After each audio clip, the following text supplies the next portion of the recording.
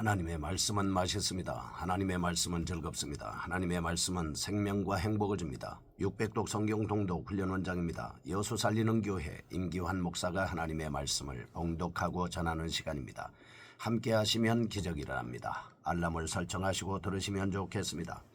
본 방송은 유튜브에서 성경 통독 임기환 검색하시고 구독하시면 계속되는 하나님의 말씀 업데이트를 통해서 은혜 받으실 수 있습니다.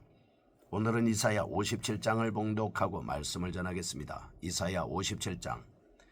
의인이 죽을지라도 마음에 두는 자가 없고 진실한 이들이 거두어감을 당할지라도 깨닫는 자가 없도다. 의인들은 악한 자들 앞에서 불리어 가도다.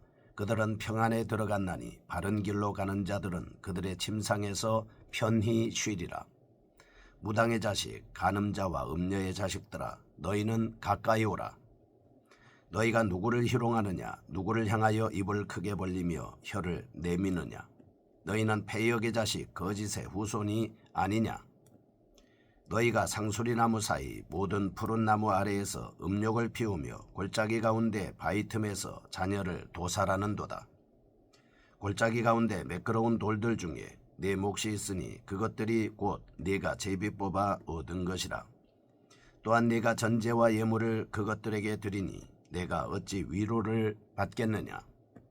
내가 높고 높은 산 위에 내 침상을 베풀었고 내가 또 거기에 올라가서 제사를 드렸으며 내가 또 내 기념표를 문과 문설주 뒤에 두었으며 내가 나를 떠나 벗고 올라가서 내 침상을 넓히고 그들과 언약하며 또 내가 그들의 침상을 사랑하여 그 벌거벗은 것을 보았으며 내가 기름을 가지고 몰렉에게 나아가되 향품을 더하였으며 내가 또 사신을 먼 곳에 보내고 스월에까지 내려가게 하였으며 내가 길이 멀어서 피곤할지라도 헛되다 말하지 아니함은 내 힘이 살아났으므로 쇠약하여지지 아니함이라.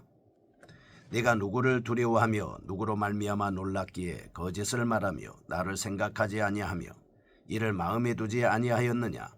네가 나를 경외하지 아니함은 내가 오랫동안 잠잠했기 때문이 아니냐? 네 공의를 내가 보이리라. 내가 행한 일이 내게 무익하니라.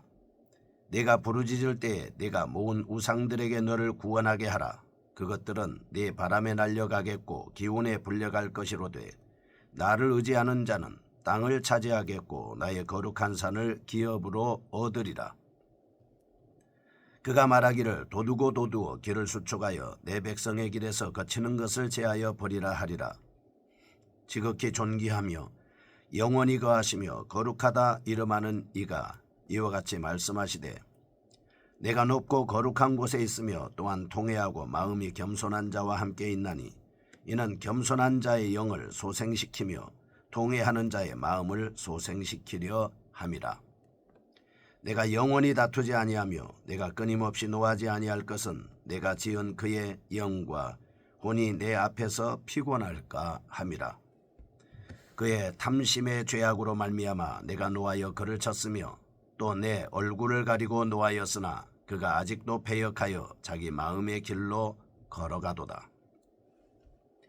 내가 그의 길을 보았은즉 그를 고쳐줄 것이라. 그를 인도하며 그와 그를 슬퍼하는 자들에게 위로를 다시 얻게 하리라. 입술의 열매를 창조하는 자 여호와가 말하노라. 먼 데 있는 자에게든지 가까운 데 있는 자에게든지 평강이 있을지어다. 평강이 있을지어다. 내가 그를 고치리라 하셨느니라. 그러나 악인은 평온함을 얻지 못하고 그 물이 진흙과 더러운 것을 늘 솟구쳐 내는 요동하는 바다와 같으니라. 내 하나님의 말씀에 악인에게는 평강이 없다 하셨느니라. 아멘. 이사야 57장은 회개하는 자를 찾으시는 하나님에 대한 말씀을 볼 수 있겠습니다. 하나님의 구원 계획에 참여하지 못할 자들이 특성을 제시하는 내용에 이어지는 이사야 57장은 이스라엘 백성 전체의 죄악상을 예리하게 지적하고 있습니다. 당시 대다수의 백성들은 우상숭배에 빠져 방황하고 있었습니다.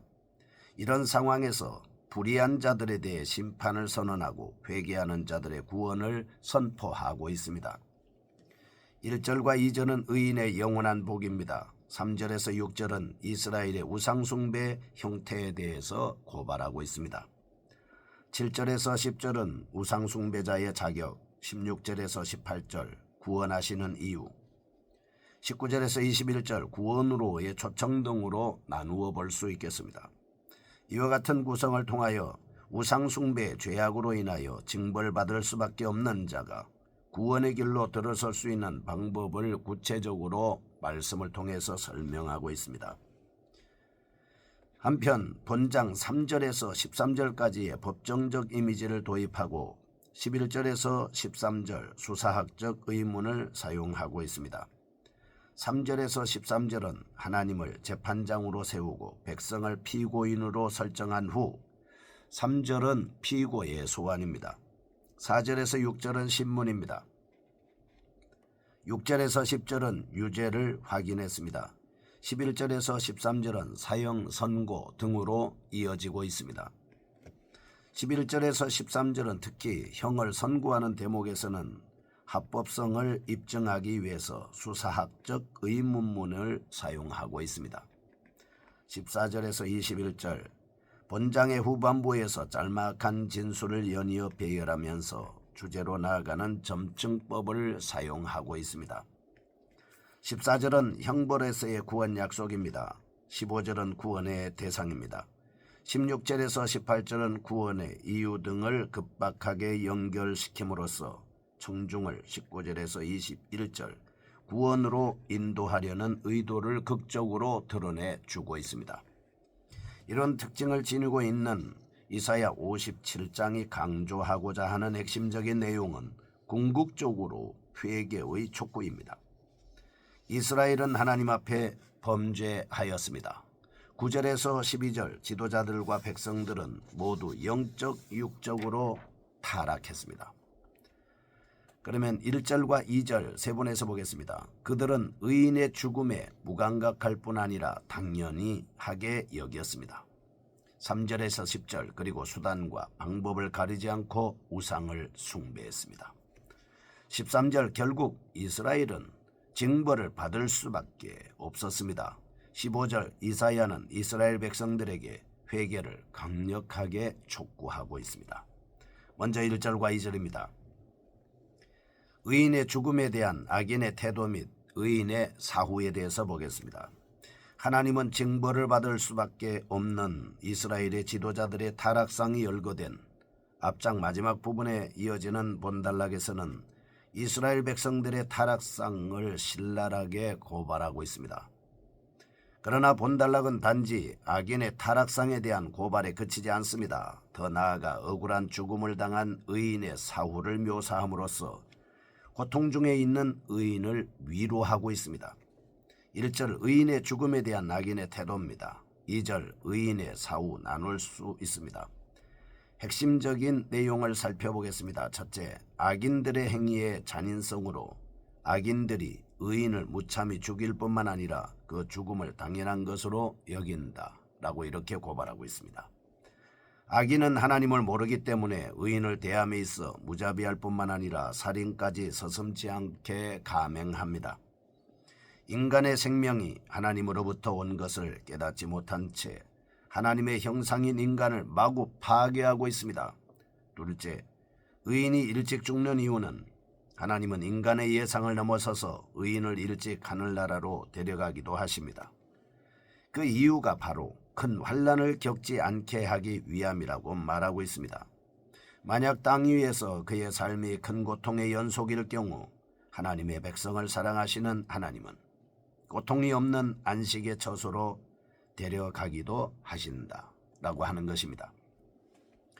두 번째 3절에서 13절입니다. 이스라엘의 범죄의 내용들입니다. 이스라엘의 죄악상을 서술적으로 기술한 1절과 2절에 이어집니다. 언약 백성의 죄악상을 좀 더 다양한 각도에서 구체적으로 기록하고 있습니다. 13절 법정적 이미지를 도입하여 이스라엘의 범죄의 진상을 적나라하게 폭로함으로써 심판의 당위성을 설득력 있게 제시하고 있습니다. 3절 이스라엘의 소환입니다. 4절 이스라엘의 신원 확인입니다. 5절과 6절 이스라엘의 죄상 괴과를 진술하고 있습니다. 7절에서 10절 이스라엘의 죄상을 세부적으로 진술합니다. 11절에서 13절 이스라엘의 개인에게 임한 형벌 등으로 구분할 수 있겠습니다. 이런 과정을 통해서 본서는 피고에 해당되는 이스라엘의 형벌이 지극히 당연하고 필연적임을 입증하고 있습니다. 첫째, 본단락은 이스라엘의 죄악상을 다양하게 폭로하고 있습니다. 이스라엘을 무녀의 자식 3절, 간음자와 음녀의 씨 4절, 패역의 자식, 괴율의 종류 등으로 불렀습니다. 여기서 사용된 각각의 호칭들은 하나님과 우상을 겸하여 섬기는 이스라엘의 종교적 혼합주의, 점성술 및 마술 신봉주의, 기타 우상 숭배 등을 풍자적으로 비난하는 표현입니다. 둘째, 본단락 5절은 우상 숭배가 초래하는 윤리적 폐습들에 대해서 설명하고 있습니다. 우상 숭배는 유다의 성윤리를 문란하게 만들었습니다. 특히 가나안 여신 아세라에 대한 예배 의식 때는 음란 행위가 공공연하게 상수리나무 아래에서 자행되었습니다. 그들은 광란적인 성행위가 타산의 신인 아세라를 기쁘게 한다는 착각으로 음란 행위를 정당화시켰습니다. 우상 숭배는 인간의 존엄성을 말살시켰습니다. 이스라엘은 몰록, 그모스 등에게 아이들을 제물로 바쳤습니다. 셋째, 7절에서 8절입니다. 본단락은 이스라엘 우상 숭배에 대해 영적 간음으로 규정하고 있습니다. 침상, 배반, 다른 자를 위하여 몸을 드러내고 등의 용어를 사용하여 이스라엘을 간음한 여인으로 표현하고 있습니다. 또한 이사야와 동시대 인물인 북이스라엘의 선지자 호세아 역시 자기 민족의 우상 숭배를 영적 간음죄로 비유하였습니다. 넷째, 11절 본단락은 이스라엘이 우상 숭배를 한 이유에 대해 설명하고 있습니다. 하나님께서 오랫동안 잠잠하셨기 때문에 이스라엘이 우상을 숭배한 것으로 기록합니다. 그러나 사실상 이스라엘의 죄가 하나님과 백성들 사이의 교제를 가로막았던 것입니다. 다섯째, 시편 37, 73편을 우상을 의뢰한 악인이 궁극적으로 심판에 도달하게 된다는 사실을 제시하고 있습니다. 세 번째입니다. 14절에서 21절 구원회로의 초대입니다. 이스라엘의 죄악상을 다각도에서 조명하고 징벌의 필연성을 부각시켰던 본 말씀은 이제 본단락에서 심판으로부터 회복되는 방법을 제시하고 있습니다. 구원의 길을 강제적으로 강요하지 않고 양자택일 형식을 제시함으로써 백성들의 자발적인 회개를 강력히 유도하고 있습니다. 이와 같은 내용에서 14절 구원의 길을 예비합니다. 15절 구원 얻을 자의 자격입니다. 16절에서 18절 구원의 이유입니다. 19절에서 21절 백성들의 결단 촉구 등으로 구분할 수 있겠습니다. 강조점을 살펴보죠. 첫째, 14절은 구원의 길을 예비한 주체가 하나님이심을 강조하고 있습니다. 우상 숭배로 영원한 죽음에 처할 수밖에 없는 이스라엘을 구원의 길로 인도할 수 있는 존재는 오직 무한한 자비와 긍휼을 소유하신 하나님 외에는 없습니다.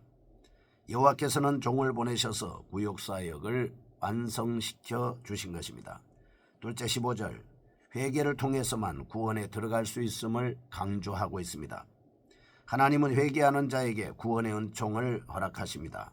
죄를 미워하심에도 불구하고 자신의 죄를 진심으로 자백하고 용서를 구하는 자를 하나님은 버리시지 않습니다. 교만한 자를 물리칩니다. 자신의 의지를 중시했던 사울은 버림을 당했지만 겸손히 회개하고 주님을 바라본 다윗은 구원을 회복했습니다. 우리는 이러한 사실을 통해서 하나님께서 회개하는 자에게 구원을 베푸신다는 사실을 깨달을 수 있겠습니다.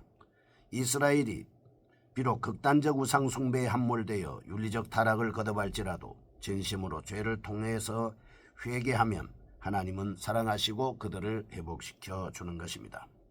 우리의 잘못이 발견될 때 하나님 앞에 회개하며 매달리며 간구하는 저희가 되게 하여 주시옵소서.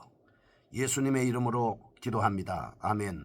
여수 살리는 교회 임기환 목사였습니다. 지금 극동방송을 듣게 하세요. 기적이 일어납니다.